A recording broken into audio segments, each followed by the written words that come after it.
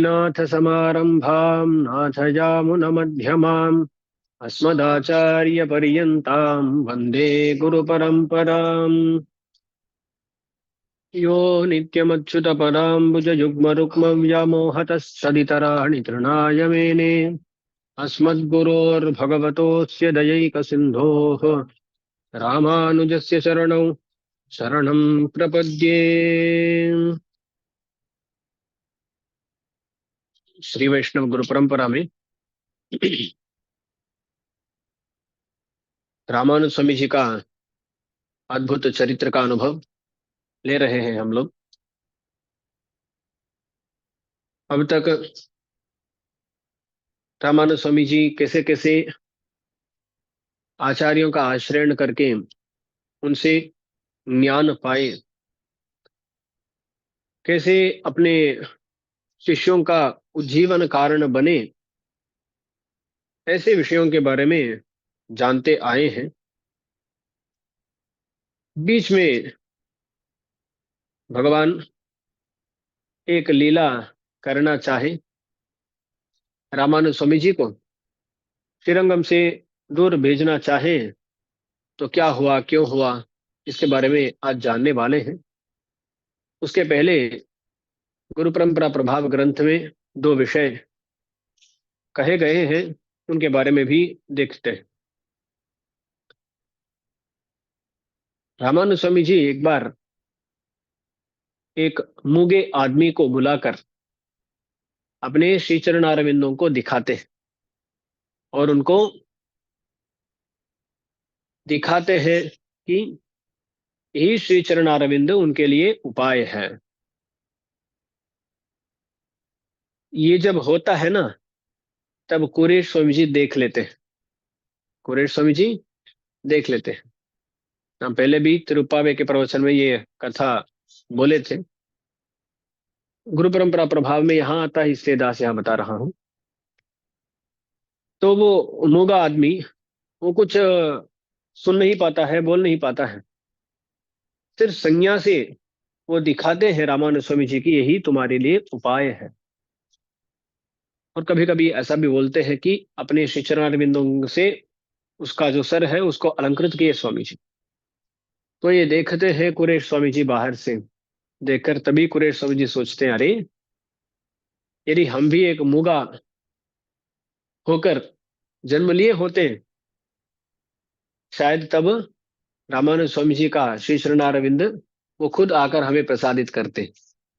पर ऐसे बड़े विद्वान बन गए हम, इसलिए वो आकर हमें स्वीकार नहीं दे रहे हैं। तो वहां मूगा बनने की इच्छा को प्रकट करते हैं कौन? कुरेश स्वामी जी। तो अंत में आचार्य का अनुग्रह का पात्र बनना है, यही हमारी संप्रदाय में मुख्य है। हम ज्ञानी है, ज्ञान नहीं है, कुछ फर्क नहीं पड़ता है। क्या चाहिए? आचार्य का विषयी कार्य चाहिए, वो आकर हमें स्वीकार करे, ऐसे हमें रहना है, यही अत्यंत मुख्य है। अच्छा, तो ऐसा एक वृत्तांत है। और एक बार गोष्ठीपूर्ण स्वामी जी अपने तिरुमालिगई में, गोष्ठीपुरम में, उनके घर के फर्स्ट फ्लोर में ऊपर एक कमरा है, वहां दरवाजा बंद करके अंदर कुछ ध्यान कर रहे हैं। कौन? गोष्ठीपूर्ण स्वामी जी। हमारे संप्रदाय में उपासना इत्यादियों का इतना महत्व नहीं है ना, तो गोष्ठीपूर्ण स्वामी जी किसका ध्यान कर रहे हैं, क्यों कर रहे हैं, ऐसा एक प्रश्न उठता है। पूछते हैं उनको, स्वामी जी आप क्या ध्यान कर रहे हैं, क्या मंत्र जप कर रहे हैं? तब वो बोलते हैं, हमारा ध्यान का विषय है हमारे आचार्य का दिव्य मंगल विग्रह। गोष्ठीपूर्ण स्वामी जी के आचार्य कौन है? यामुनाचार्य स्वामी जी। तो यामुनाचार्य स्वामी जी का दिव्य मंगल विग्रह ही हमारे लिए ध्येय वस्तु है, ऐसा बोलते हैं। और क्या मंत्र है? उनका दिव्य नाम ही हमारे लिए मंत्र है, कुछ और नहीं। तो वहां यह बताया जाता है कि एक शिव वैष्णव के लिए अपना आचार्य का ध्यान करना अत्यावश्यक होता है। सबके आचार्य रामानुज स्वामी जी ही। और हमारे लिए नाम क्या है? आचार्य का नाम ही हमारे लिए कोई क्या मंत्र है? आचार्य का नाम ही हमारे लिए मंत्र है। यह बात को दिखाते हैं। और वहाँ बहुत सुंदर रूप से वर्णन करते हैं गोष्ठी पूर्ण स्वामी। गोष्ठी पूर्ण स्वामी जी कहते हैं कि जब यामुनाचार्य स्वामी जी कावेरी में स्नान के लिए जाते थे, कावेरी में स्नान करने के लिए जाते थे, तब कावेरी में अवगाहन करना पड़ता है ना।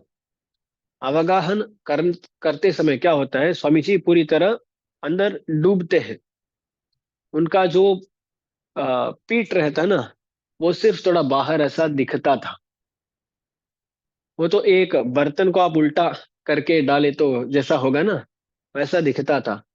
उस स्नान के समय में उनका जो दिव्य मंगल विग्रह है ना, उसको ही ध्यान करता हूँ, बोलते हैं गोष्ठी पूर्ण स्वामी जी।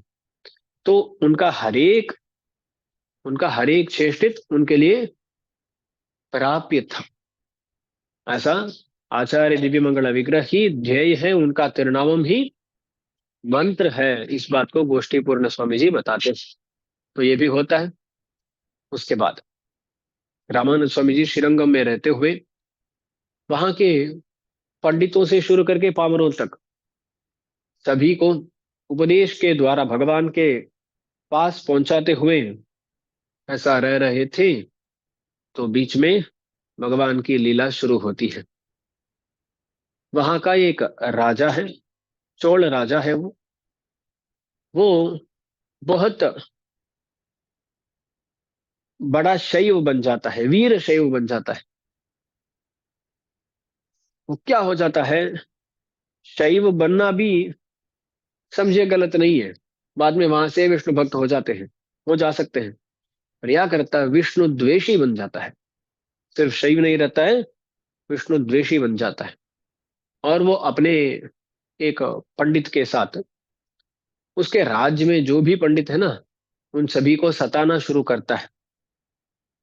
सभी को बोलता है कि आपको शिवात परतरम नास्ति ऐसे लिख के देना है। शिव से बड़ा देव कोई नहीं है, ऐसा लिख कर दीजिएगा, ऐसे बोलता है। कुछ लोग डर के मारे ऐसा लिख।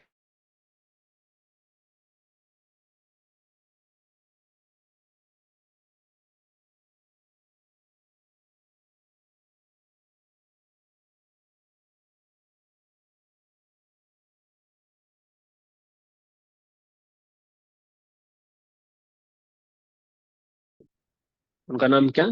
नालूरान। नालूरान बोलते हैं। चतुर्ग्राम वाले ऐसा भी समझ सकते हैं। एक और आचार्य आते हैं बाद में, नालूराज चांद पिल्लई, चतुर्ग्राम निवासी बोलते हैं। नालूर पिल्लई, उसके बाद नालूराज चांद पिल्लई, उनका नालूर पिल्लई का चतुर्ग्राम निवासी, ऐसा ऐसा अर्थ, ऐसा नाम हम यहाँ संस्कृत में बोल सकते हैं, चतुर्ग्राम। ऐसा नालूर, नालूरान बोलते हैं उनको। बोला जाता है कि वो कुरेश स्वामी जी के शिष्य थे। कुरेश स्वामी जी के शिष्य थे। पर वो किस अभिप्राय से बोले, वो हमें स्पष्ट रूप से पता नहीं चलता है। पर वो राजा को बोलते हैं, अरे ऐसे छोटे छोटे पंडितों को आप क्यों तंग कर रहे हैं? सच में आपको अपना सिद्धांत स्थापित करना है तो रामानुज स्वामी जी, कुरेश स्वामी जी ऐसे लोग आकर लिखे तो तभी आपका सिद्धांत सुस्थापित होगा। ऐसे छोटे मोटे पंडितों को तंग करने से क्या होने वाला है? शायद उन पंडितों को बचाने के लिए बोले, या किसी अन्य अभिप्राय से वो बोले, वो हमें स्पष्ट रूप से पता नहीं चलता है। पर वो ऐसा बोले। तो वो राजा भी सोचता, हाँ सही बात है। ऐसे बड़े पंडित रामानुज स्वामी जी वो लिख कर दिए तो ही सही होगा। तो क्या करता है राजा, अच्छा वो कहाँ रहते, श्रीरंगम में रहते, तो जाकर श्रीरंगम से उनको ले आओ। ऐसे अपने भट्टों को भेजता है वो राजा। वो लोग भी श्रीरंगम को आते हैं। श्रीरंगम को आते हैं। श्रीरंगम को आते ही वहां क्या होता है, रामानुज स्वामी जी तभी उस समय में कावेरी में स्नान के लिए गए होते हैं। ये लोग आते हैं रामानुज स्वामी जी के मठ को। वो आते, कहाँ है रामानुज, ऐसा पूछते हैं। तब वहां कुरेश स्वामी जी थे। कुरेश स्वामी जी थे। तो वो अब यदि रामानुज स्वामी जी को दिखा दिए तो इन राज पुरुषों के साथ रामानुज स्वामी जी को जाना पड़ेगा। वो उनके साथ चले गए तो उनकी जान को भी कुछ कोई आपत्ति हो सकती है, ऐसा सोचते हैं कुरेश स्वामी जी। इसलिए रामानंद स्वामी जी को हमें दिखाना नहीं है, हम स्वयं उनके साथ चले जाएंगे, ऐसा सोचकर कुरेश स्वामी जी क्या करते हैं, उस मठ में जब वो आकर पूछते हैं ना, तब कुरेश स्वामी जी वहां थे। उनको पता चलता है कि ये लोग आए हैं। तब कुरेश स्वामी जी स्वयं संन्यास वेश धारण करके, स्वामी जी का काषाय त्रिदंड धारण करके वहां से प्रस्थान करते हैं। कुरेश स्वामी जी उन राजपुरुषों के साथ प्रस्थान करते हैं सन्यासी वेश धारण करके। रामानंद स्वामी जी स्नान कर रहे हैं। उसके बाद रामानंद स्वामी जी हाँ, बाहर आते हैं। तब तक वहां के लोगों को ये पता चल जाता है कि ऐसा हुआ है, कुछ हुआ है। स्वामी जी को ये बताते हैं। तभी रामानंद स्वामी जी को एक सफेद वस्त्र पहनकर, यानी काषाय वस्त्र छोड़कर श्वेत वस्त्र पहनकर वहां से निकलना होता है। तभी लोग वहां बोलते हैं, स्वामी जी यहाँ रहना आपके लिए ये उचित नहीं है, आप यहाँ से प्रस्थान किए तो आपके लिए भी सही, तभी इस दर्शन के लिए सही सही होगा, इसलिए आप यहाँ से प्रस्थान कीजिए। तो रामानुज स्वामी जी सफेद वस्त्र धारण करके भगवान की अनुमति लेकर भगवान से प्रार्थना करते रहे, भगवान किसी तरह इस श्रीरंगम को, आपको और इस दर्शन को बचाइएगा। ऐसी प्रार्थना करते हुए रामानुज स्वामी जी को वहां से निकलना पड़ता है। ग्रंथ में ऐसा बोला गया है कि कुरेश स्वामी जी इनका काषाय त्रिदंड ले गए ना, इसलिए रामानुज स्वामी जी बाहर आते हैं कावेरी से स्नान कर कर। पूछ रहे कहाँ काषाय वस्त्र, कहाँ त्रिदंड है, तो बोलते हैं कुरेश स्वामी जी लेकर गए। तब ही वहां से उनको श्वेत वस्त्र धारण करके आना पड़ता है। तो तब से रामानुज स्वामी जी किसी तरह इन राजपुरुषों से बचने के लिए शुरू होते हैं। अब क्या है ना, उन लोगों को पहले पता नहीं चला कि कुरेश स्वामी जी है, ये रामानुज स्वामी जी है, ऐसा सोचकर वो उनको ले गए। तो बीच में किसी तरह उनको पता चल जाता है कि ये रामानुज स्वामी जी नहीं है। तो क्या करते हैं वो लोग, रामानुज स्वामी जी के पीछे पड़ते हैं। पर तब तक रामानुज स्वामी जी वहां से शुरू हो गए। पर क्या होता है ना, ये जो साधारण मनुष्य है, ये राजभटों की तेजी में जा नहीं सकते ना, किसी तरह जा रहे हैं, इनको पता चल जाता है कि पीछे पीछे ये लोग आ रहे हैं।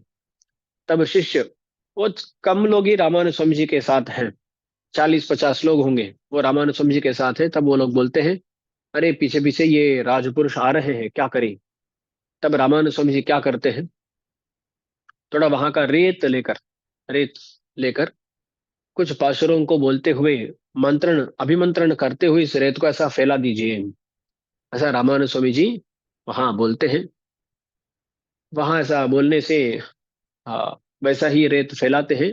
वहां तक वो राजपुरुष आकर उसके उसको पार नहीं कर पाते हैं, उस रेत को।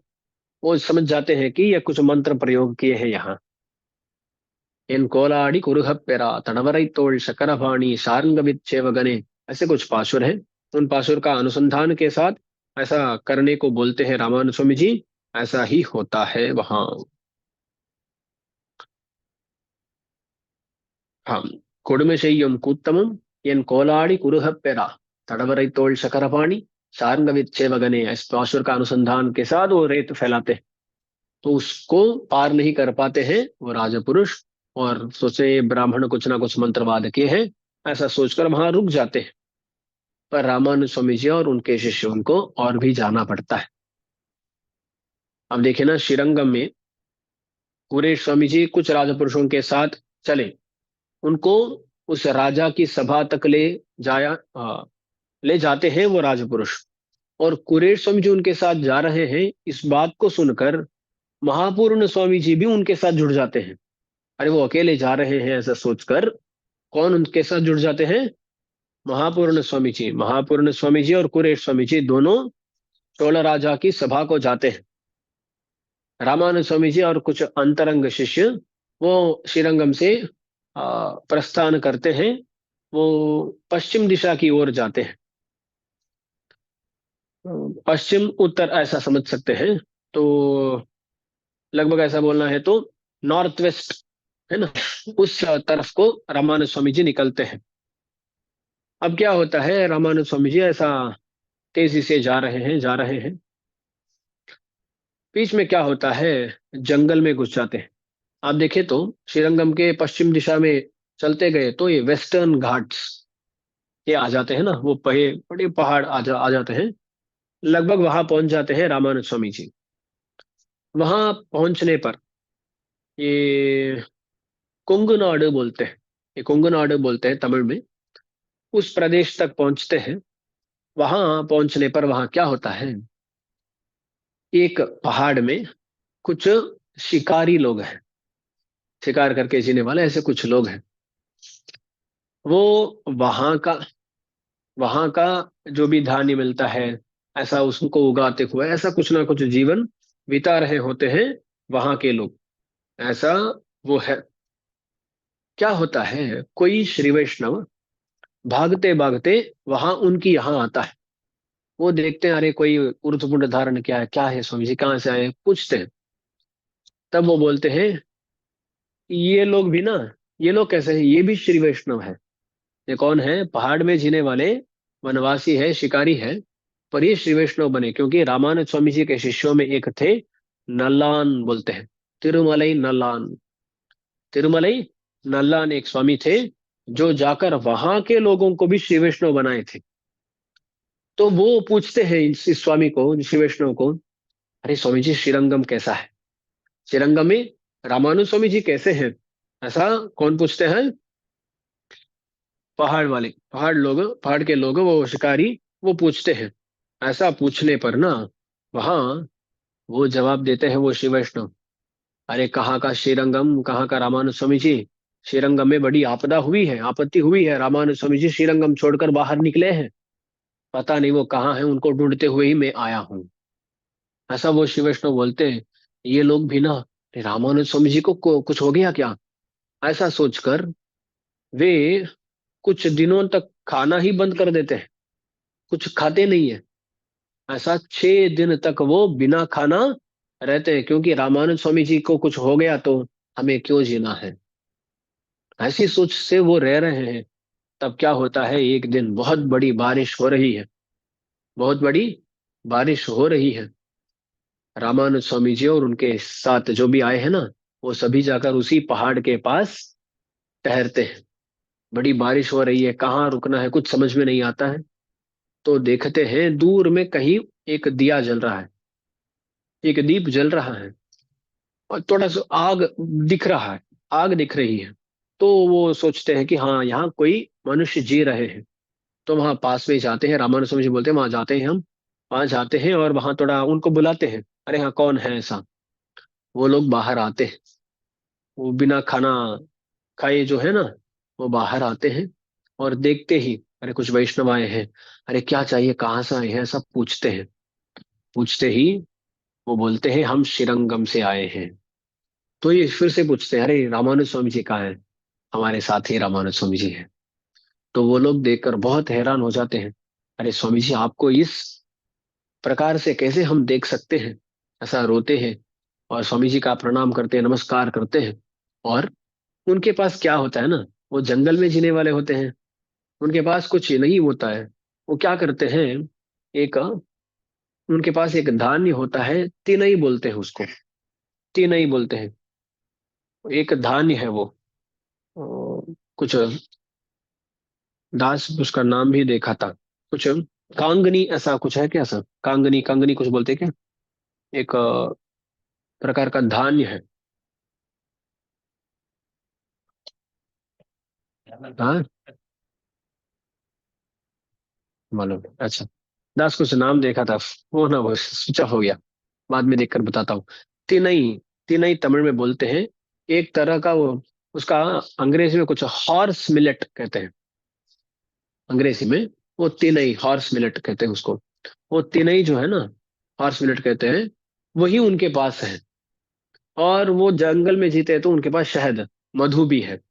तो क्या करते हैं, वो तिनई और शहद दो देकर वो बोलते हैं, अरे इसके साथ आप खा सकते हैं, हमारे पास इतना ही है, कुछ और नहीं।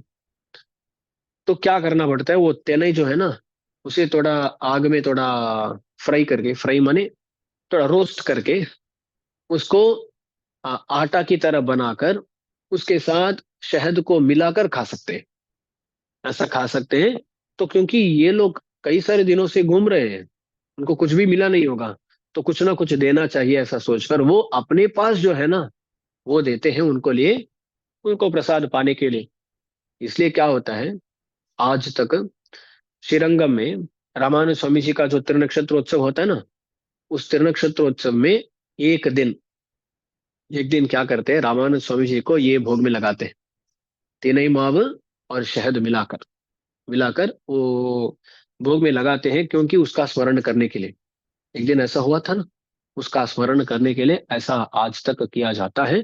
तो तब वो ऐसा देते हैं, उनसे पाते हैं, और वो देखते हैं इनको यहीं रखे तो ये लोग यहाँ बहुत दिन तक जी नहीं सकते। इसलिए क्या करते हैं, थोड़ा दूर में एक गांव है, वहां एक आदमी है, वो इनका शिकारी ही है ऐसा, उसके यहाँ इनको रहने को बोलते हैं, ऐसा सोचकर वो वहां भेजते हैं। तो वहां वो सब जाते हैं। वहां का जो आदमी है ना, देखता है कि इनको हम कुछ नहीं कर सकते, तो क्या कर सकते, सभी मिलकर एक पास में एक ब्राह्मण का घर है, वहां इन सभी को भेजते हैं। अरे स्वामी जी आप सब भी वहां जाइएगा, और वहां ब्राह्मण के घर में जो भी है ना, उनको थोड़ा ये सामान ये सब देकर उनको बोलते हैं कि इनके लिए कुछ ना कुछ भोजन बनाकर देना है। तो ये क्या होता है, जंगल से एक गांव तक अब चले गए हैं रामानुज स्वामी जी अपने शिष्यों के साथ, उस ब्राह्मण के घर को जाते हैं। और वहां अब देखे ना, ये जो शिकारी थे वो वहां तक आकर क्या करते हैं, रामानंद स्वामी जी को छोड़कर जो उनके लिए थोड़ा व्यवस्था करना चाहिए वो सब वहां करके, थोड़ा सामान इत्यादि देकर वहां से ये चले जाते हैं। अब ये श्री वैष्णव ऐसे होते हैं कि कहीं पर किसी के घर में खाते नहीं है ना, ब्राह्मण का घर है ऐसा नहीं खा सकते, रामानुज स्वामी जी का संबंध होना चाहिए, वैष्णव होना चाहिए, ये सब नियम है ना।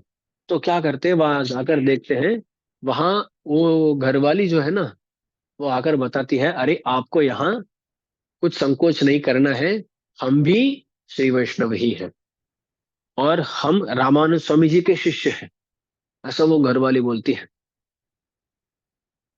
ऐसा बोलने पर तब वो पूछते हैं, अरे कैसा ऐसा हुआ, आप तो यहाँ कहीं जंगल के पास में गांव में रह रहे हैं, आप कैसे रामानुज स्वामी जी का संबंध पाए, ऐसा पूछते हैं।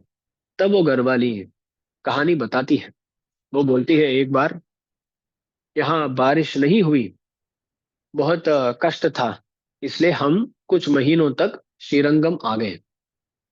श्रीरंगम में एक घर था, उस घर के फर्स्ट फ्लोर में मंच पर हम रह रहे थे। ऐसा रहते समय एक बार हम बाहर देखे तो रामानुज स्वामी जी भिक्षा याचन करने के लिए आ रहे थे। जब स्वामी जी वीथियों में घूम रहे थे, तब अकलंक राजा इत्यादि बहुत सारे लोग आकर उनका प्रणाम कर रहे थे। तो दासी सोची, अरे ये तो सन्यासी है, इनके पास कुछ भी नहीं है, इनको आकर ऐसा बड़े बड़े राजा प्रणाम कर रहे हैं, क्यों कर रहे हैं। इसलिए दासी को ये जिज्ञासा हुई। तो दासी जब वो इस घर के पास आ रहे थे, तब नीचे जाकर ऐसा खड़ी हो गई। रामानुज स्वामी जी भी देखकर, अरे क्या चाहिए, ऐसा पूछे। और दासी पूछी, स्वामी जी आप तो सन्यासी हैं, आपके पास कुछ भी नहीं है, पर ऐसे बड़े बड़े राजा आकर आपका प्रणाम करते हैं, क्यों करते हैं, ऐसी पूछ रही। तब रामानुज स्वामी जी मेरे कानों में हितोपदेश किए थे, हितोपदेश किए थे। और नाराज की बात यही की, दुख की बात यह है कि दासी कुछ दिनों बाद वो भूल गई, वो जो हित कहे वो भूल गई। तो हम उस जगह से फिर से, यानी श्रीरंगम से यहाँ फिर से आने वाले थे। तब दासी के मन में ये चल रहा था कि अरे रामानुज स्वामी जी को हम दर्शन आ, कर नहीं पाए, अब यहाँ से प्रस्थान करना है। ऐसे सोचते सोचते तभी रामानुज स्वामी जी वहां से पधारे। वहां रामानुज स्वामी जी उसी घर को पधारे थे। तब दासी जाकर, स्वामी जी आपने जो हितोपदेश किया दासी भूल गई, तो थोड़ा फिर से उपदेश कीजिए ना, ऐसे बोली। रामानुज स्वामी जी फिर से दासी के लिए उपदेश किए थे, द्वैमंत्र का उपदेश किए थे, और बोले इसको मत भूलो, भूलो मत, ऐसा बोलकर अनुग्रह किए थे रामानंद स्वामी जी। तब दासी पूछी, स्वामी जी हम यहाँ से कहीं दूर जाने वाले हैं, रक्षा के लिए कुछ ना कुछ दीजिए ना।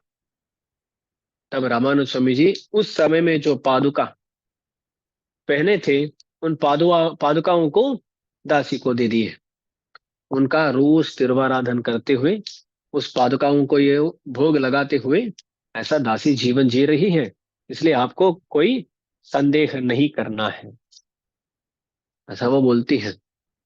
ये सब कौन सुन रहे हैं? रामानुज स्वामी जी सुन रहे हैं। रामानुज स्वामी जी तब तक अपने आप को दिखाते नहीं है। तो रामानुज स्वामी जी बोलते हैं, अच्छा, आप कर सकते हैं, प्रसाद कर सकते हैं, ऐसा करना शुरू कीजिएगा। ऐसा उनको बोलकर अपने शिष्यों को बोलते हैं, वो कैसे भोजन बना रहे हैं, प्रसाद बना रहे हैं, देखिएगा, ऐसा बोलते हैं। तो वो महिला भी ना, वो क्या करती है, सब भोजन बनाती है, शुद्ध होकर भोजन बनाती है। और रामानुज स्वामी जी के जो पादुके हैं ना, पादुका जो है ना, उनको भोग लगाती है। और ये सब होता है, ये सब देखते हैं, बहुत शुद्ध प्रकार से वो पूरा काम करती है।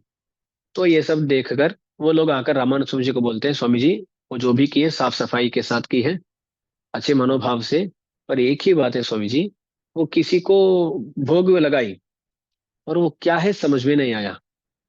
वो क्या थे हमें समझ में नहीं आया।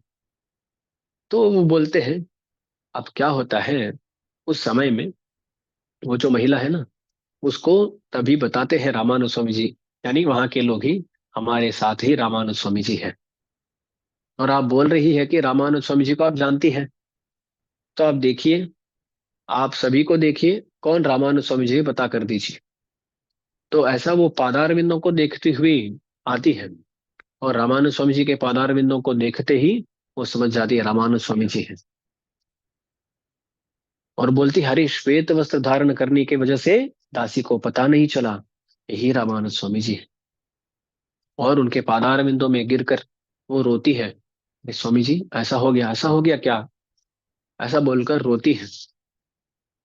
और तब लोग पूछते हैं, अरे तुम जिनको भोग में भोग लगाई, जिनको प्रसाद निवेदन की, वो कौन है? तो बोलते हैं, स्वामी जी के पादुके हैं। तो पादुका लेकर आती है, और वहां के शिष्य देखते हैं रामानुज स्वामी जी के ही वो पादुका है। तो देखकर वो बहुत खुश हो जाते हैं। रामानुज स्वामी जी बोलते हैं, अच्छा, आप सभी प्रसाद पा सकते हैं, आप सभी प्रसाद पा सकते हैं, पर रामानुज स्वामी जी कैसे पाएंगे, है ना? अपने पादुकाओं को जो निवेदित है, और भगवान के लिए कुछ निवेदित भी नहीं हुआ, सीधा रामानुज स्वामी जी के लिए ही निवेदन वहां हो रहा है। तो रामानुज स्वामी जी बोलते हैं, हम ले नहीं सकते, यहाँ के जो भी शिष्य, हमारे शिष्य, आप सभी ले सकते हैं। और रामानुज स्वामी जी वहां कुछ दूध, फल वगैरह अपने भगवान को निवेदन करके रामानुज स्वामी जी लेते हैं, ऐसा बोला जाता है। और वहां वो जो घर वाली है ना, उनको ही संप्रदाय में बोलते हैं कुंगिल पिराटी। कौन है? कुंगिल पिराटी। हाँ, कुंगिल पिराटी, उनका कुछ नाम कहते हैं क्या आप हिंदी में?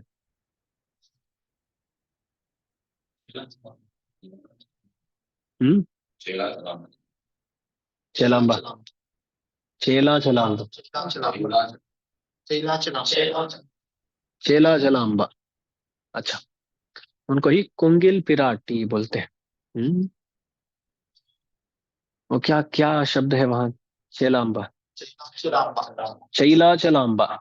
हाँ, चैला चलाम्बा। अच्छा, तो वो है। और वो क्या करते हैं, वो इतना निष्ठा युक्त है, पर उनके जो पति है ना, उनकी इतना निष्ठा नहीं थी। ये सब हो रहा है ना, ये जब हो रहा था तब रात हो ही गई, रोज रात हो गई थी, रात में ही आती ये सब होता है। वो इनका जो पति है ना, वो सो रहा होता है।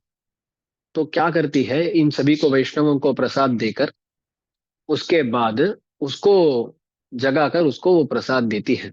और बोलती है, आप भी रामानुज स्वामी जी के शिष्य बने तो अच्छा होगा, ऐसा बोलती है। तो अगला दिन उस प्रसाद पाने के कारण उसको भी मन में परिवर्तन होता है, और वो भी रामानुज स्वामी जी का शिष्य बनता है। तो देखिए ना, इस महिला के वजह से वो भी रामानुज स्वामी जी के शिष्य बनते हैं। और वो जो है ना, उनको ही कुंगिलाचान कहते हैं। आज तक उनके वंशज यहाँ विराजमान हैं और संप्रदाय प्रचार में लगे हैं। अच्छा, तो ये कुंगिल पिराटी कहीं पर चैला चलाम्बा चैला, तो वो और उनके पति कुंगिल पिराटी कुंगिलाचान। अच्छा, तो यह एक वृत्तांत है। तो रामानुज स्वामी जी वहाँ कुछ दिन रहते हैं, कुछ दिन रहते हैं, और गुरु परंपरा प्रभाव में यह कहा जाता है कि वहाँ, क्योंकि एक गांव है, वहाँ रामानुज स्वामी जी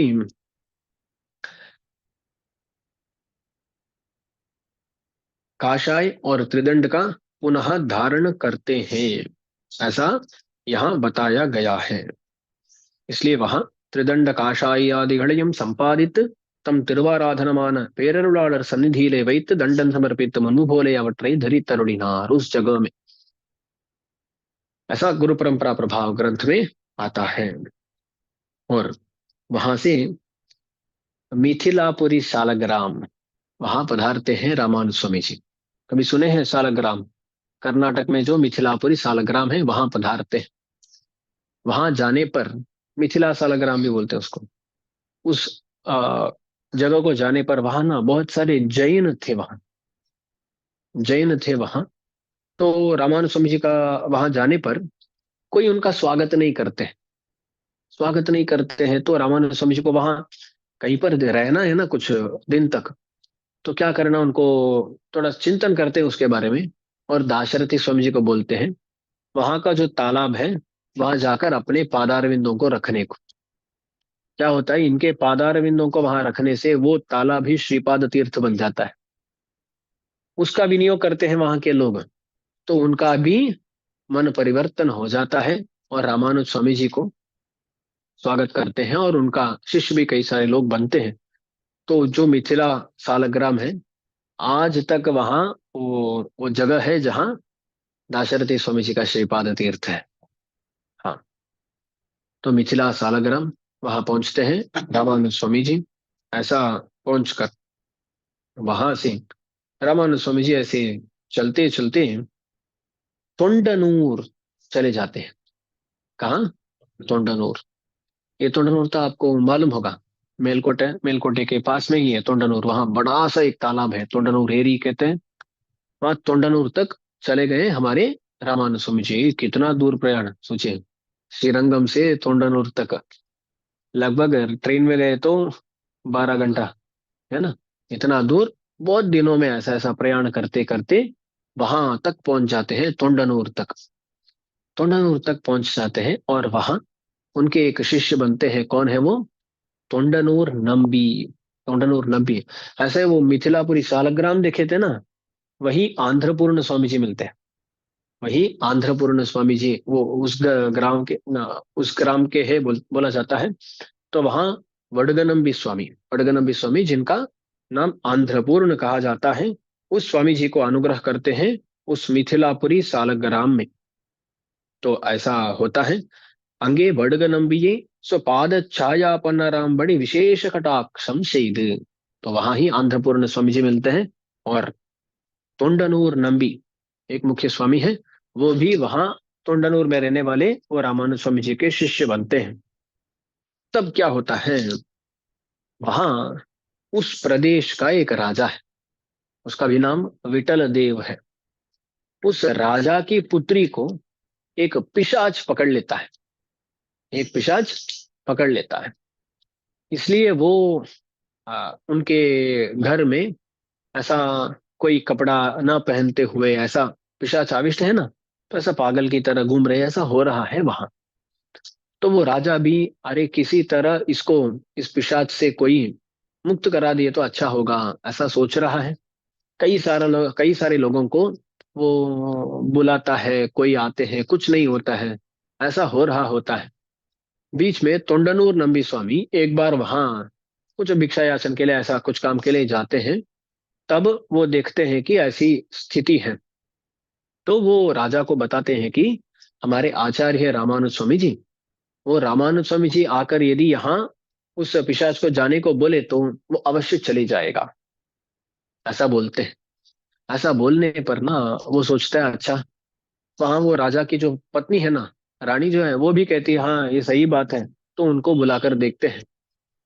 और वहां क्या होता है, उस राजा के जो भी आचार्य थे पहले, जो भी गुरु थे, वो जैन थे। जैनों का शिष्य था वो राजा। वो क्या करते हैं, इस राजा को बीच में छोड़ देते हैं। क्योंकि बोला जाता है, गुरु परंपरा ग्रंथ में ऐसा है कि कोई राजा इसको पकड़कर इसका एक अंग विच्छेद कर देता है। जब एक उंगली को काट देता है, तब क्या था, एक राजा है तो उसको पूर्ण अंग रहना चाहिए। विकलांग को राजा नहीं बनाते थे, इसलिए वो जो पहले इनके आचार्य थे ना, वो इसको छोड़ दिए कि ये विकलांग है इसलिए आएंगे नहीं। तो इनको, उनको बुलाता है तो वो इनकार कर देते हैं, हम आएंगे नहीं ऐसा भी। तो उस समय में किसी तरह, हाँ, वो बच्ची भी है, पिशाचा पिशाचाविष्ट है वो, किसी तरह उसको बचाना है, इसके बारे में बात चल रही है। तो टंडन भी आकर बोलते हैं रामानुज स्वामी जी कर सकते हैं। तो वो बोलता है अरे किसी तरह रामानुज स्वामी जी को लेकर आइए। वो कुछ लोगों को भेजता है, संदेश भेजता है। रामानुज स्वामी जी को ये संदेश मिलता है अब। तब रामानुज स्वामी जी क्या कहते हैं, वो जो राजा राजधानी में रह रहा है वहां हम जा नहीं सकते, क्योंकि सन्यासी होते हुए हम राजधानी को जा नहीं सकते, कैपिटल सिटी बोलते हैं ना, एक राजधानी के अंदर हमें प्रवेश नहीं करना है, इसलिए हम प्रवेश नहीं करेंगे बोलते हैं रामानुज स्वामी जी। तो क्या करें, वहां के जो भी लोग हैं ना, टोंडन और नबी इत्यादि लोग, दाशरथी स्वामी जी इत्यादि, ये सभी बोलते हैं स्वामी जी, यहाँ आप एक बार वहां जाकर उस राजा को अपना शिष्य बना लिए तो ये हमारे लिए और हमारा संप्रदाय के लिए बड़ा कैंकर्य होगा। उसकी सहायता हमें आज तो चाहिए, इसलिए संप्रदाय को दृष्टि में रखते हुए ये थोड़ा करना होगा, ऐसा वो सब बोलते हैं। तो रामानंद स्वामी जी भी भविष्य को अपने मन में रखते हुए स्वामी जी वहां जाने के लिए तैयार होते हैं। वहां जाते हैं। और रामानुज स्वामी जी के अनुग्रह से वो जो लड़की है ना, वो भी पिशाच से मुक्त हो जाती है। होते ही ये राजा भी बहुत खुश हो जाता है, ये पहले ही सोच लिया वो आकर मुक्त करते हैं तो पिशाच से अवश्य उनका शिष्य बन जाऊंगा। तो वैसे ही वो भी इनका शिष्य बन जाता है। तब उसका नामकरण करते हैं विष्णुवर्धन। उस राजा का नाम रखते हैं विष्णुवर्धन। हाँ, बिट्टी देव बोलते हैं वो उसी को। विष्णुवर्धन नामकरण करते हैं रामानुज स्वामी जी।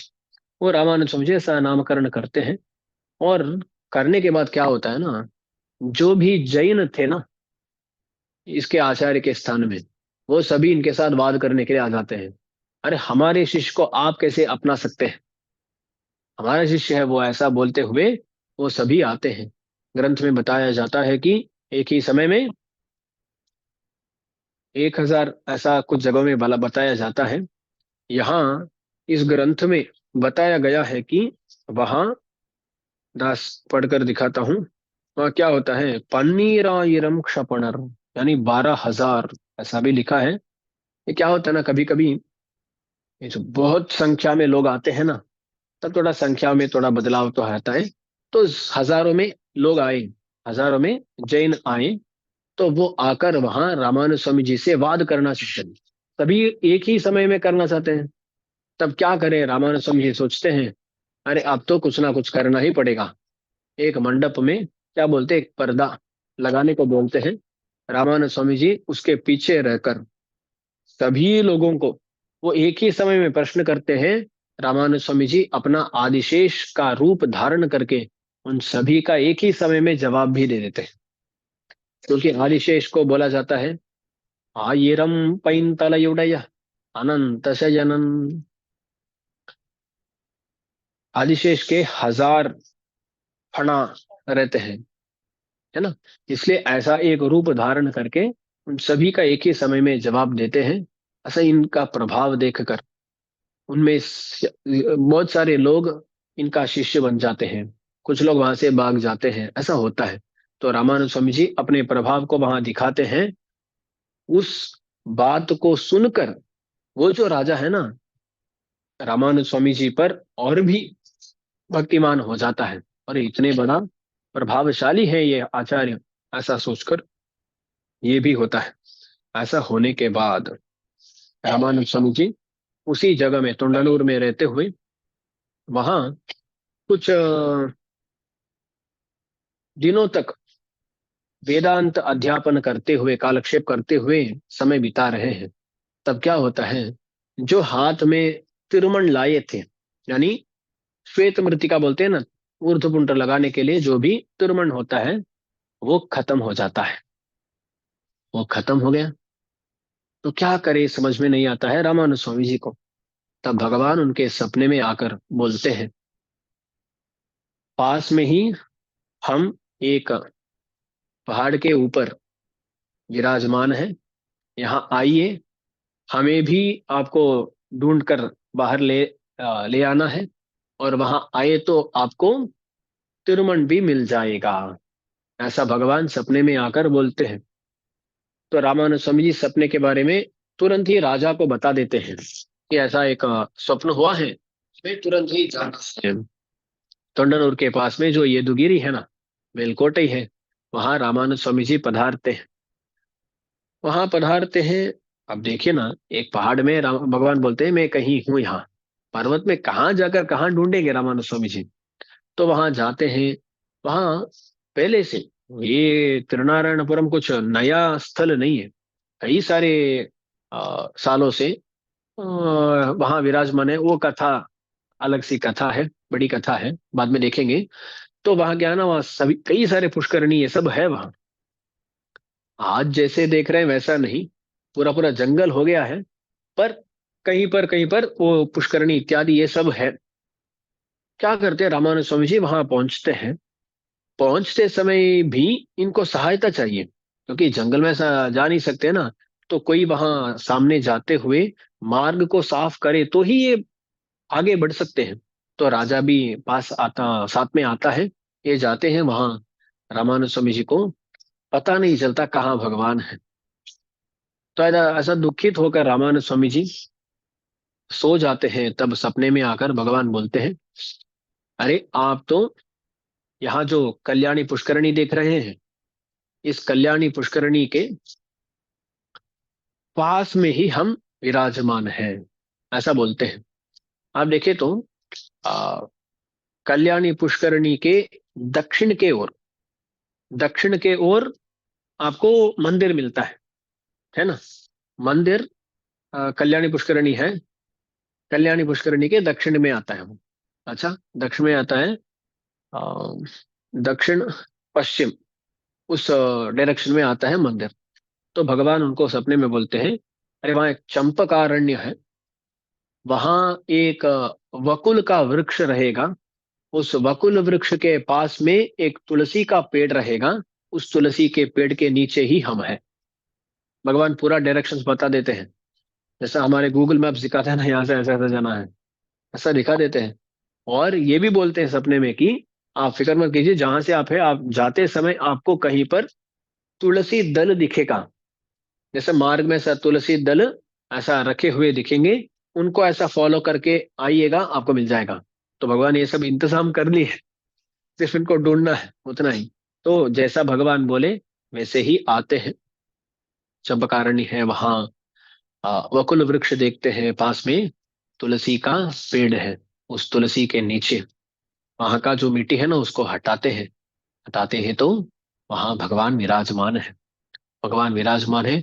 बहुत तेजी से वहां की मिट्टी को हटाते हैं, और ऐसा तिरनारायण भगवान आविर्भूत होते हैं। तिरकंडेन பொன்மேனிகண்டேன் திகழுமருக்கன் அணிநிறமும் கண்டேன் சிறுகிளரும் பொன்னாழி கண்டேன் புரிசங்கம் கை கண்டேன் என் ஆழிवண்ணन பாலிन। महाराष्ट्र योगी के बारे में याद रखना है। दो लोग दिया जलाए, तीसरे आळवार भगवान को देखे, याद है ना, कथा याद है। तो जैसे महदाह्वय योगी भगवान का दर्शन लिए, वैसे ही यहाँ रामानंद स्वामी जी भी भगवान का दर्शन लेते हैं, बहुत खुश हो जाते हैं। अरे कितने सुंदर भगवान, कितने सुंदर भगवान है। उनको बाहर ले आते हैं, उनका महाभिषेक कराते हैं, दूध से अभिषेक कराते हैं, ये सब करते हैं। और 3 दिनों तक, 3 दिनों तक रामानुज स्वामी जी स्वयं अपने करारविंदों से भगवान की पूजा करते हैं। अपने ही करारविंदों से 3 दिन तक उनको पूजा करते हैं। और पूजा करने के बाद, ये सब कब होता है ना, एक तैश्य मास, पुष्य मास में पुनर्वसु नक्षत्र में होता है ये सब। आज तक वहाँ वो उत्सव मनाया जाता है। बहुत सुंदर उत्सव है। रामानुज स्वामी जी वहां पधारते, ये सब होता है। दास का भी दर्शन लिया नहीं, क्योंकि श्रीरंगम में उसी संदर्भ में रथोत्सव होता है, तैशवास के पुनर्वसु नक्षत्र। कभी दर्शन लिया नहीं, पर ये फोटोज में देखा हूँ, दास भी एक बार जाना है। तो वहां ऐसा होता है, तैश्य मास में पुनर्वसु नक्षत्र में उनका आविर्भाव हुआ, हमारे तिरुनारायण भगवान का। 3 दिनों तक रामानुज स्वामी जी अपने हाथों से वहां तिरुवाराधन करते हैं। और उनके साथ जो रंगराज भट्टर आए हैं, रंगनाथ भगवान के जो अर्चक है रंगनाथ भट्टर, वो रामानुज स्वामी जी के साथ आए हैं। तो रामानुज स्वामी जी उनको क्या करते हैं, उनको उनके उनके आध्वर्य में उनको मुख्य बनाकर वहाँ उनका भगवान का जो भी करना है ना, मंदिर निर्माण, उनका प्रतिष्ठापन, ये सब उनके द्वारा वहाँ कराते हैं रामानुज स्वामी जी। और उस भगवान को कुछ ना कुछ समर्पण करना है ना, क्या समर्पण करते हैं, तिरुवाईमொழி में एक दशक है, उस दशक को भगवान को समर्पण कर देते हैं रामानुज स्वामी जी महाराज। ये नम्माழ்वार भी स्पष्ट रूप से उसको बताए नहीं है कि ये त्रिनारायणपुर का पाशुर है, ऐसा कुछ नहीं है। पर क्या करते हैं, रामानुज स्वामी जी समर्पण करते हैं। तो हम पूछ सकते हैं, स्वामी जी रामानुज स्वामी जी कौन है समर्पण करने के लिए? आप देखिए ना, कोई एक फूल माला बनाया है, अच्छा एक फूल माला बनाया है, वो कहीं रखे हैं। हम उसको छीन कर जाकर के भगवान को चढ़ाकर बोल सकते हैं कि हम चढ़ाए, या ऐसा कर सकते हैं क्या? ऐसे यहाँ षटगोप स्वामी जी तिरुवायुमொழி बनाए हैं, वो जिसको चाहे उसको समर्पित कर सकते हैं। अरे कौन रामानुज स्वामी जी बीच में आकर समर्पण करने के लिए? तो यहाँ हमें जानना चाहिए, तिरुवायुमொழி के जो माता है, तिरुवायुमொழி के दो माता है, दो माताएं, जन्म देने वाली माता षटकोप स्वामी जी, और उनको बड़ा करने वाली माता रामानुज स्वामी जी। ஈன்ற முதல் தாய் षडगोबन मोइम्बाल वளர்த்த இதத்தாய் ई रामानुशन। ये हमारे आचार्यों का अनुसंधान है। तिरुवायुमொழி को जन्म देने वाले षटगोप स्वामी जी हैं, उसको बढ़ाने वाले कौन है? रामानुज स्वामी जी हैं। अरे तो बढ़ाने वालों का इतना अधिकार नहीं होता है क्या कि वो एक दशक का समर्पण कर सके? तो अवश्य ही उनका अधिकार है, इसलिए क्या करते हैं, ஒரு ஓட உலகுடனாண்டவர் கருநாய் கவர்ந்த காலர் சிறகிய பானையர் பெருநாடு காண இம்மையிலே பிச்சை தாம் கொள்வர் திருநாரணந்தாள் कालम बेरत छिंदित मिनो। सब बहुत सुंदर एक दशक है। उस दशक को तिरुनारायण भगवान को समर्पण करते हैं रामानंद स्वामी जी। तिरुनारायणताल कालम बेरत छिंदित मिनो। ऐश्वर्य के पीछे मत जाओ, आत्मानुभव के पीछे मत जाओ, भगवान को पकड़ो और जल्दी पकड़ो, ऐसा उस दशक में कहते हैं षटकोप स्वामी जी। उस दशक का समर्पण करते हैं रामानुज स्वामी जी तिरुनारायण भगवान को। तो ऐसा तिरुनारायण भगवान का आविर्भाव होता है।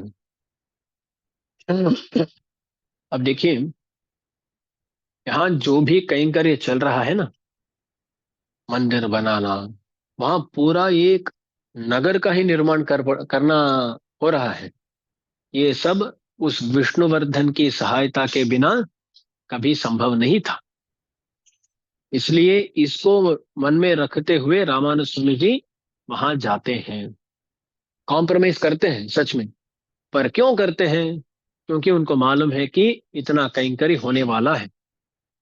तोंडानूर से प्रारंभ करके बहुत सारे जगहों में रामानुज स्वामी जी वहां कई सारे मंदिरों को निर्माण किए हैं इस राजा के द्वारा।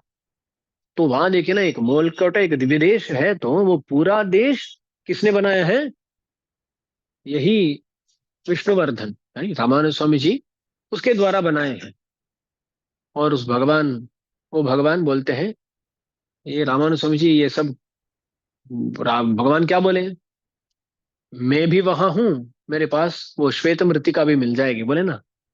तो अब वो कल्याणी पुष्करणी जो है, कल्याणी पुष्करणी के पास में, कल्याणी पुष्करणी के पास में वहां के उत्तर दिशा में वहां मिलेगी ऐसा भगवान दिखाते हैं। तो वहां जाकर अपने त्रिदंड से ऐसा थोड़ा खोदते हैं, वहीं ऐसा श्वेत मृत्तिका मिलती है। बोला जाता है कि गरुड़ जी अमृत को ले आकर वहां निक्षिप्त किए थे, तो इसलिए वहां वो अमृत ही श्वेत मृत्तिका बनकर है, ऐसा कहा जाता है। ऐसा स्वामी जी को भगवान भी मिल गए, और उसके साथ ही ये तिरमण यानी श्वेत मृत्तिका भी मिल गई। अब देखिए इतना बड़ा कैंकर्य है, वो जंगल था, वहां रामानंद स्वामी जी भगवान को पुनः ले आकर वहां एक निविदेश का निर्माण करके वहीं विराजमान थे। बीच में वहां देखिए तो एक जगह, एक पुष्करणी के पास में परिधान शिला बोलते हैं, जहां दत्तात्रेय संन्यास आश्रम स्वीकार किए, ऐसा एक जगह है। मेलकोटे के पास में, मेलकोटे के पास में, हाँ। तो वहां रामानुज स्वामी जी जब जाते हैं, वहां बोला जाता है कि वहां रामानुज स्वामी जी काषाय और काषाय वस्त्र धारण किए, ऐसा कहा जाता है। पर गुरु परंपरा, हाँ, वीर पुष्करणी तीर में, हाँ, वीर पुष्करणी तीर में ही ये परिधानशिला बोलते हैं, वहां ही दत्तात्रेय ने संन्यास स्वीकार किया। तो गुरु परंपरा प्रभाव ग्रंथ में देखे तो पहले भी हम देखे थे कि काषाय त्रिदंड का धारण किए। यहाँ भी फिर से आता है वेद पुष्करणी, यानी ये भगवान का आविर्भाव के पहले ही हो जाता है। तो वहां आता है फिर से वेद पुष्करणी तीर में परिधान शिला के पास में रामानुज स्वामी जी काषाय धारण किए। तो ऐसा हो सकता है कि वहां धारण कर लिए, या फिर से धारण करते हैं काषाय का, ऐसा कुछ हो सकता है। उसके बारे में थोड़ा विचार तो करना है। अच्छा, ऐसा मूल मूर्ति का प्रतिष्ठापन तो हो गया, मूल मूर्ति का प्रतिष्ठापन तो हो गया, पर भगवान सपने में आकर बोलते हैं, हमारा तो आविर्भाव हो गया, हमारा आविर्भाव तो हो गया, पर हमारी उत्सव मूर्ति जो है ना, क्योंकि उत्सवों के बिना क्या रहता है मंदिर में, है ना, उत्सव करने के लिए उत्सव मूर्ति चाहिए। तो हमारे उत्सव मूर्ति एक राजा के पास है, जाकर उनको ले आना है, ऐसा भगवान सपने में बोलते हैं।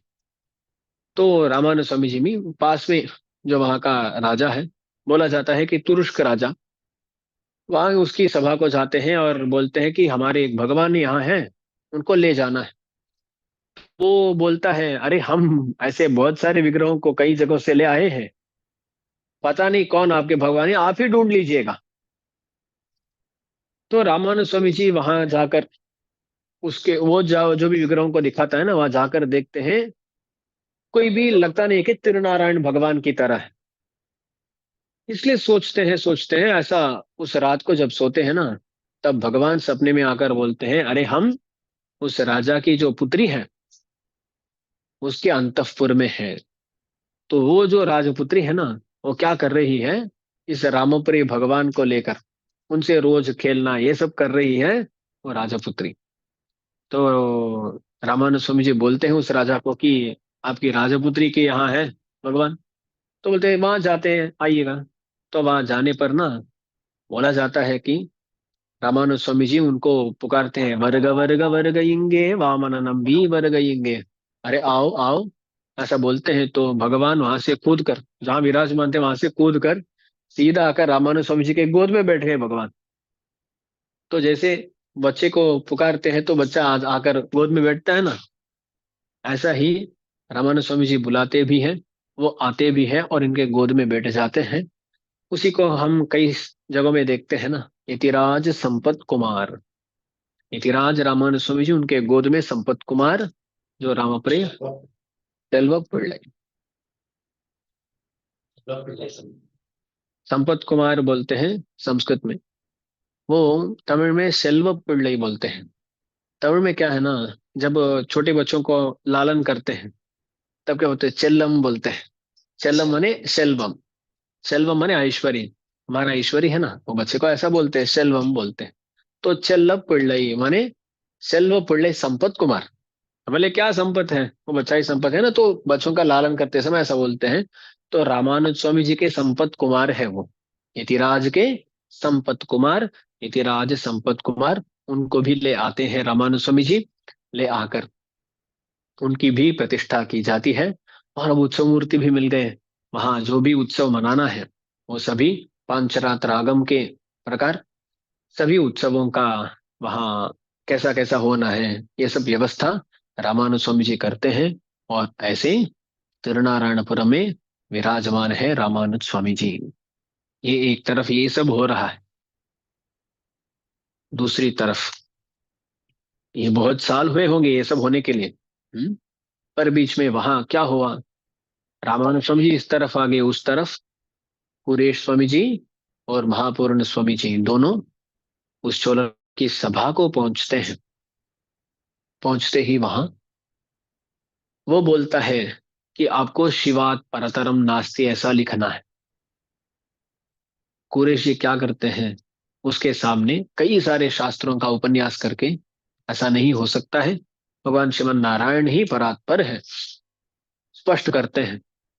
वो मानता नहीं, आपको लिखना ही है, ऐसा निर्बंध करता है, मजबूर करता है इनको। तब कुरैश स्वामी जी क्या करते हैं? वो लिख कर देखता है शिवात परतरम नास्ति।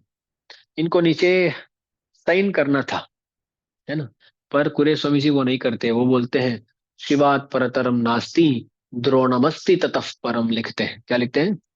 द्रोणमस्ति ततः परम। वो मजाक करते हैं कुरैश स्वामी जी। अब देखें तो आज हम देखते हैं ना, 1 किलो है, 2 किलो, 3 किलो, ऐसा मेजरमेंट्स रहते हैं ना। वैसे ही उस जमाने में शिव, द्रोण ऐसा बोलते थे। वो मेजरमेंट्स है। तो उन मेजरमेंट्स में भी एक था शिव। तो वहां क्या है? शिवात परतरम नास्ति, शिव से बड़ा कुछ नहीं है, ऐसा बोले। पर ये मजाक से क्या बोलते हैं? अरे द्रोण तो है ना इससे बड़ा, है ना। अब होते हैं ना, आप देखते हैं हम, केजी है, टन है, क्विंटल बोलते हैं, ऐसा बहुत सारे है ना। ऐसा केजी बड़ा बोले तो क्या बोलेंगे? अरे इससे बड़ा है, टन बड़ा है, बोलेंगे कि नहीं? ऐसा ही शिव बड़ा है तो नहीं, इसे बड़ा द्रोण है, ऐसा मजाक करते हैं। उनको पता है यहाँ शिव शब्द का अर्थ क्या है, पर मजाक के लिए ऐसा लिखते हैं तो बहुत गुस्सा हो जाता है। और वहां अपने राजभटों को बोलता है कि इनका आंखों को निकाल दो। तब कुरे स्वामी जी बोलते हैं, अरे तुम्हारी तरह नीच को जे ये जो आंख देखे है ना, ये मुझे नहीं चाहिए बोलकर ये खुद अपनी आंखों को वहां से निकाल देते हैं। ये कुरे स्वामी जी करते हैं। और उनके साथ जो महापूर्ण स्वामी जी आए हैं ना, उनके भी आंखों को निकालने को बोलता है राजा। और उनका तो बहुत उम्र ज्यादा हो गई है ना, इसलिए वो उसको सहन नहीं कर पाते, सहन नहीं कर पाते हैं। और पुरेश स्वामी जी और महापूर्ण स्वामी जी दोनों अपने दर्शन के लिए, अपने संप्रदाय के लिए अपना दर्शन खोकर वहां से आते हैं। बीच मार्ग मध्य महापूर्ण स्वामी जी देह धारण नहीं कर पाते हैं, हो गया, वो परम पद प्राप्ति नजदीक आ गई है। उस संदर्भ में कुरे स्वामी जी बोलते हैं, स्वामी जी थोड़ा धारण कीजिए, हम श्रीरंगम पहुंच जाएंगे। श्रीरंगम में आप इस दिव्य मंगल विग्रह को छोड़ सकते हैं। तब महापूर्ण स्वामी जी बोलते हैं, ऐसा नहीं करना है हमें।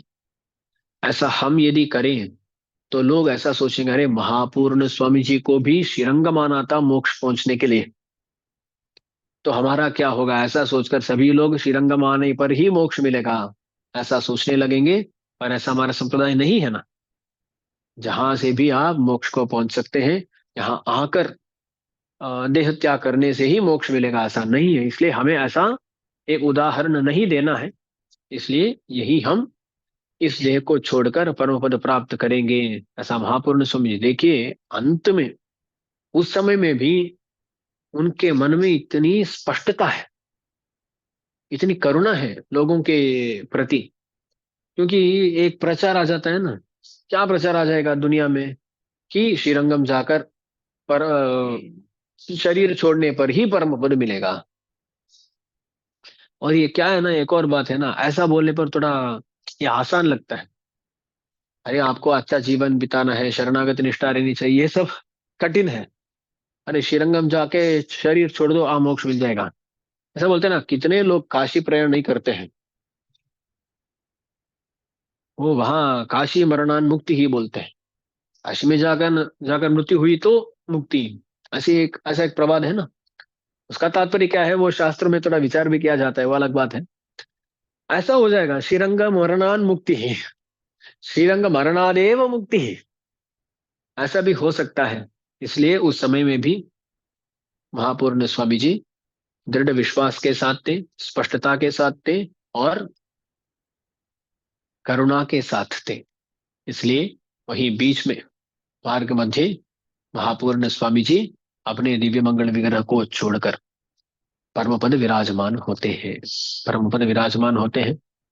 ये कोई जंगल के बीच में हो सकता है, कोई छोटा गांव हो सकता है, ऐसा ऐसे जगह में हुआ।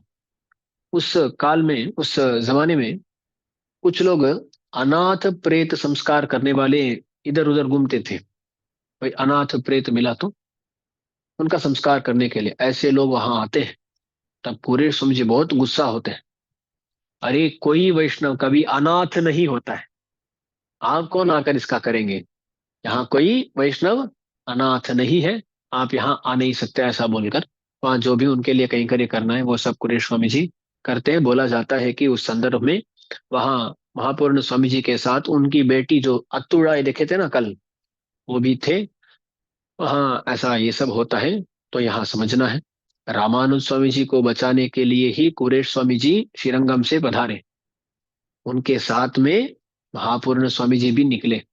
तो देखिए, अपने शिष्य को बचाएं और अपनी जान दे दिए महापूर्ण स्वामी जी। तो यहाँ हमें रामानुज स्वामी जी को बढ़ाने में उनके आचार्यों का पात्र कितना है, ये याद रखना है। कभी कभी वो भूल जाते हैं।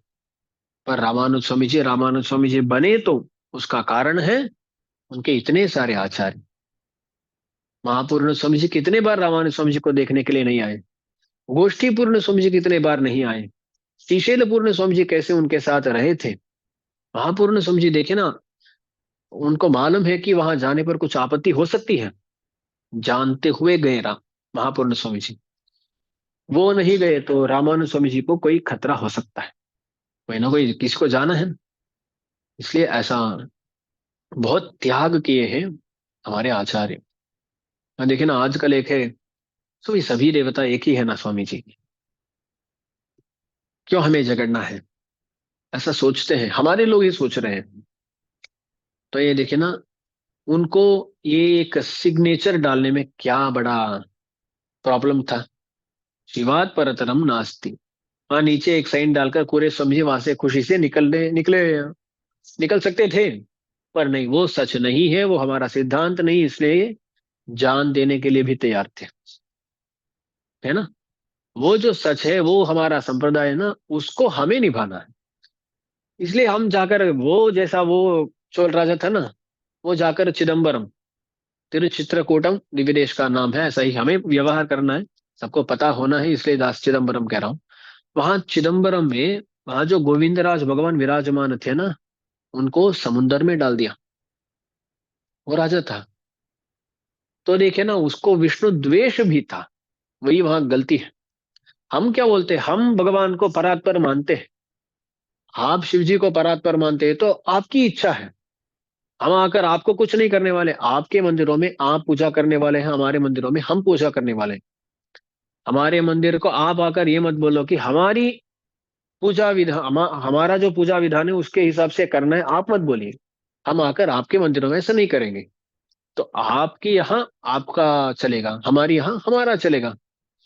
ये बाइफरकेशन बोलते हैं ना। आपका वो, हमारा ये होना चाहिए। हमारे सिद्धांत में नारायण ही परात्पर है, हम पूजा उनकी ही करते हैं। ये ऐसे हमारे सिद्धांत है, उसके लिए जान देने के लिए तैयार थे हमारे पूर्वज। आज लोग आकर बोलते हैं ऐसा कुछ नहीं चाहिए। हमें ये सब नहीं चाहिए, सभी एक ही है।